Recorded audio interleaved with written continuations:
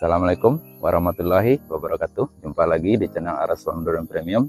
Salam sukses menanam durian Indonesia. Semoga teman-teman dalam keadaan sehat walafiat dan dimudahkan segala urusannya oleh Yang Maha Kuasa. Amin. Baik, di video ini sedikit berhubungan dengan video kita 1 minggu yang lalu, yaitu update kebun durian premium usia 2 tahun tanam. Di video itu cukup banyak komentar dari teman-teman yang intinya menanyakan apa saja perawatan terhadap pohon durian kita. Baik, kali ini untuk jawaban lebih lengkapnya kita coba buatkan videonya sekaligus sharing untuk membagikan langkah-langkah perawatan serta pengalaman tentang apa saja perawatan yang telah kita lakukan terhadap pohon durian kita ini, ya, dimulai dari usia selesai tanam hingga saat ini menginjak 2 tahun tanam. Walaupun cara perawatan terhadap pohon durian ini sudah banyak sekali dibahas di channel-channel lain, tetapi di video ini kita akan coba kemas dengan cara yang lebih mudah untuk dipahami, dan perawatan ini sudah kita praktekkan, kemudian hasilnya telah terbukti sangat bagus untuk pertumbuhan durian dan tanaman-tanaman lain di kebun kita ini. Ya, silakan teman-teman simak video ini, jangan di skip-skip agar tidak gagal paham serta tidak ada langkah-langkah yang terlewatkan. Baik, langsung saja.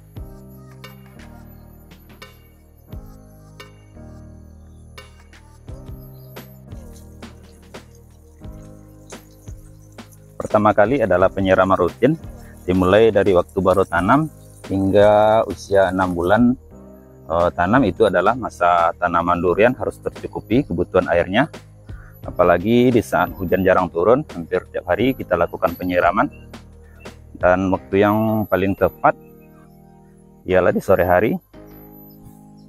Ya, penyiraman ini sangat penting ya, bahkan tanaman durian ini dikatakan sangat membutuhkan air tetapi tidak suka tergenang air. Makanya walaupun lahan kita ini agak miring,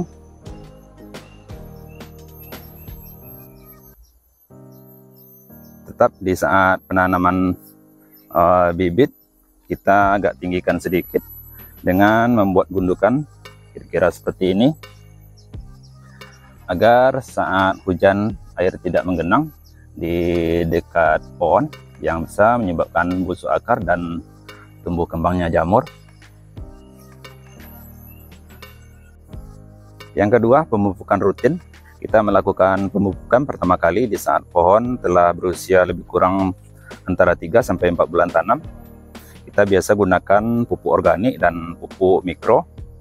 Organik yang kita gunakan tidak ribet, cukup kohe sapi atau kerbau dalam karung saja.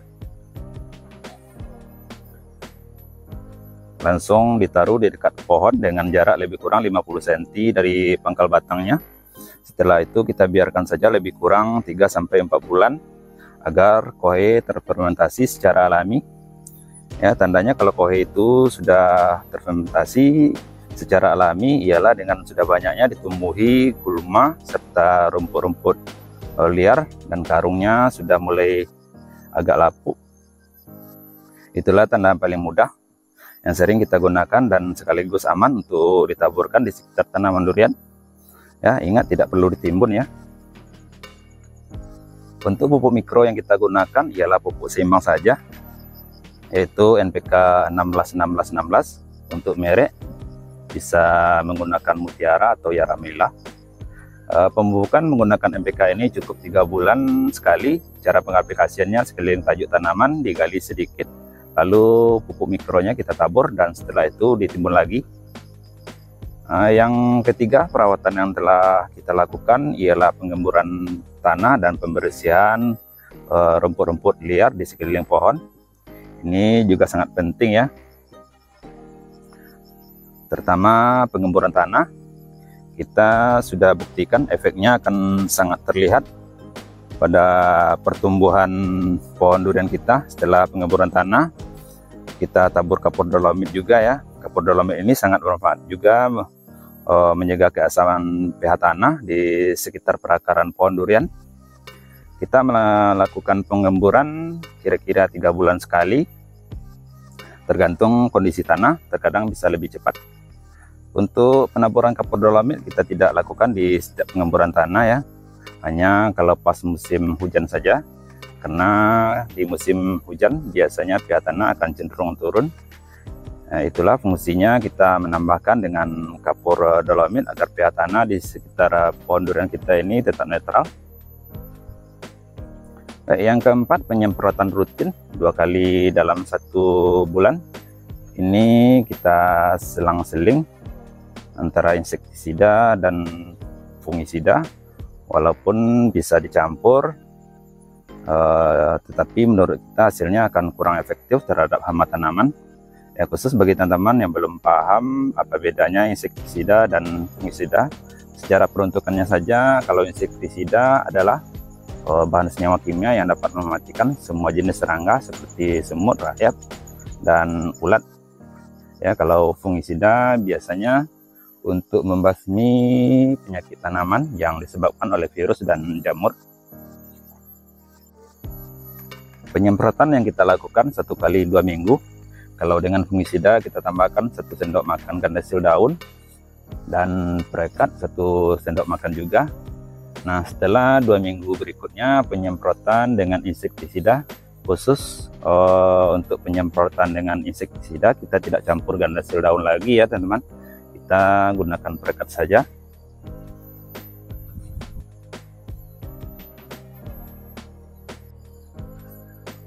Terakhir, yang kelima, pemangkasan ranting-ranting dan pengurangan cabang yang tidak penting, seperti ranting-ranting yang tumbuh dekat sekali dengan batang utama seperti ini.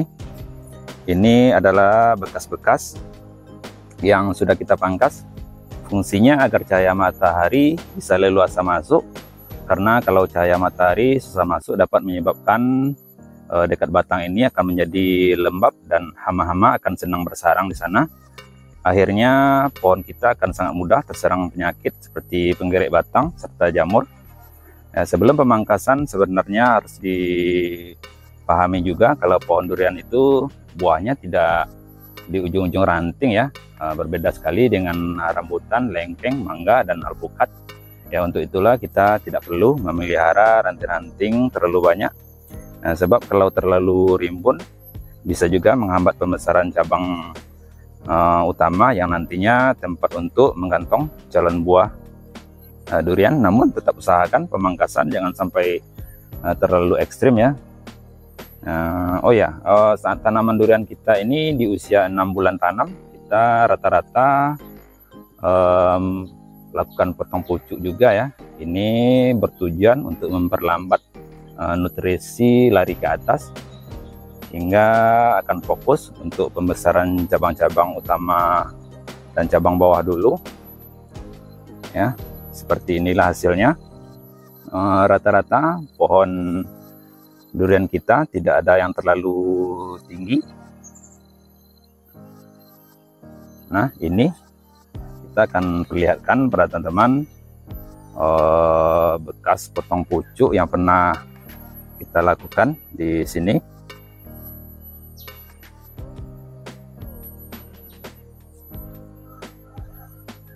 Ini. Nah, demikianlah langkah-langkah perawatan tanaman durian kita ini. Semoga bermanfaat khususnya bagi teman-teman yang hobi berkebun, terutama tanaman durian. Tetap semangat dalam merawat tanamannya. Terima kasih telah menonton. Sampai jumpa di video kita berikutnya. Assalamualaikum warahmatullahi wabarakatuh.